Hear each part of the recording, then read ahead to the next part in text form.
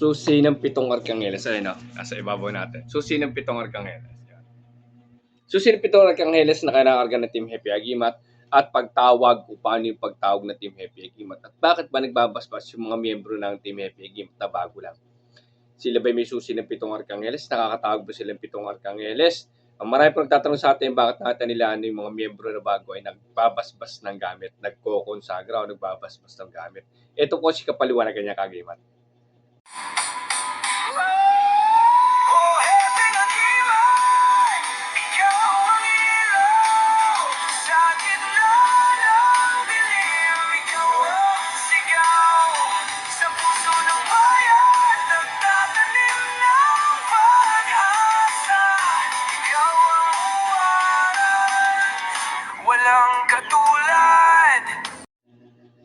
Yung mapagpalang araw sa inyong lahat. God bless at for blessings sa inyo. No? Una ko muna, yung mga nag-aat na aklat po, lagi sinasabi kay Anthony Salatico Valderrama, rekta po kayong PM sa kanya. Rekta po kayo.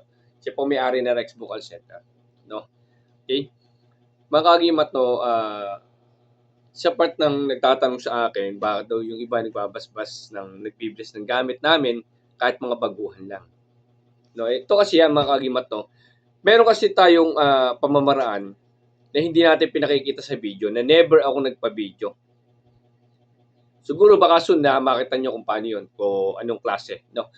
Pero meron kasi tayong ginagawa na hindi natin pinapakita sa social media.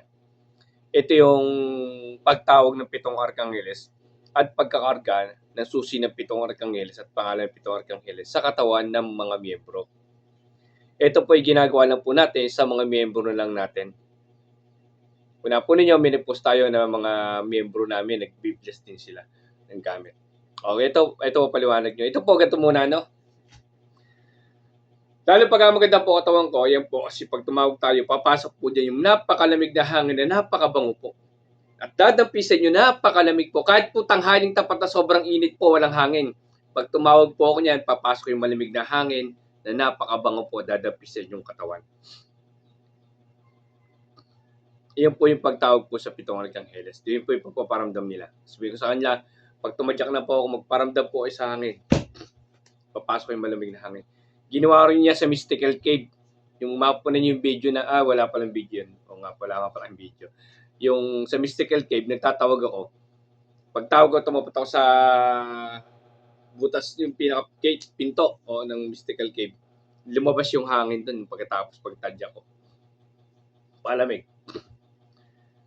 Nung first team building ng Team Happy Agimat doon sa Santo Tomas, Batangas, may malaking kubo. Accommodate 50 person, ganun, kasya siguro. Malaki siya, open na kubo, no, yung kainan. Tumawag ako doon, pinasok ng hangin yung apat na sulok noon, umikot sa loob, napakabango po. Tapos lahat ng binasbasan ko noon, hindi nakatayo. Basbasan ko siya ng susi, tapos hindi nakatayo, ganun lang po siya. No? Yung po yung part ng pagtawag ng pagkakarga ng Team Happy. Hindi na namin. Yung ibang pagbabasbas, nakikita yung basbas, pero yung pagtawag, wala po. No? Ganito po ang ginagawa po natin, yung kinakarga natin susi ng pitong arkangheles at pangalan ng pitong arkangheles na mag-apit sa ligtasan at swerte sa buhay. Lahat po ng binabasbasan natin ito, may kakayahan pong tumawag. Pero hindi ko pa po binibigay susi ng pitong arkangheles, kinakarga ko lang po. Ngayon, pag pinasok ko na sa katawan nila, pitong arkangheles sa pangalan, pero may proseso ng pagtawag. Pag tumawag sila ng pitong arkangheles, may binibigay ako sa kanilang pamamaraan kung paano sila makakatawag. Pero paalala ko lang po, no, ang pagtawag ng pitong arkangheles ay hindi po pwede kayong tumawag nang wala kayong gagawin. No? Tuturo ko sa kanila proseso, pagtawag sa tatlong persona, humilig sila, at pagtawag sa pitong arkangheles na nakakarga sa kanila, ganito po ang pagtawag sa pitong arkangheles. Tuturo ko sa kanila lahat ng membro. Po ay pang-member lang po ng Team Happy Agimat. Pag tinuro ko na sa kanila yung proseso ng pagtawag ng pitong arkangheles, kahit di nila gamitin susi kasi nakakarga sa katawan nila, pag tinuro ko sa kanila yung proseso ng pagtawag, at malinis ang puso nila, kakalugdan sila, papasok din yung malamig na hangin. Pag pumasok yung malamig na hangin, doon po sila may karapatang magbasbas ng gamit.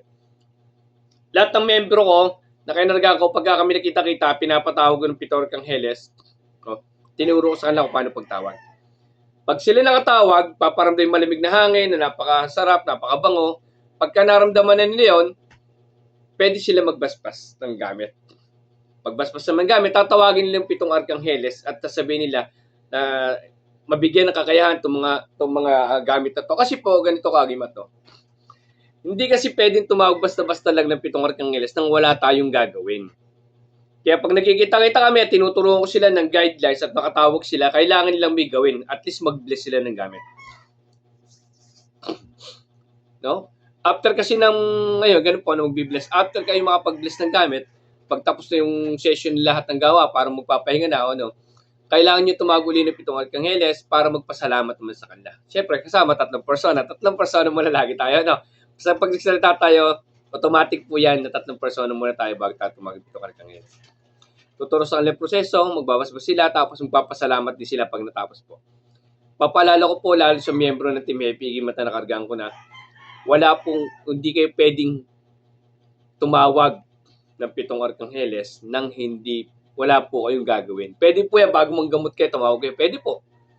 Para mayroong nagagabay sa inyo, gagayad sa inyo, o tutulong sa inyo, in case na malakas yung kalaban nyo. At mabilis ang proseso ng gamutan. Try nyo po.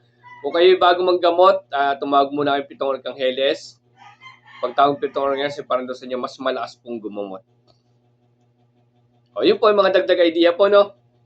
Isang dagdag aral din po yan sa mga nag-aaral po ng 7 arkangheles na huwag po tayong tawag ng 7. Pag nakakatawag na po kayo, huwag na kayong tawag ng 7 arkangheles nang wala po kayong paggagamitan.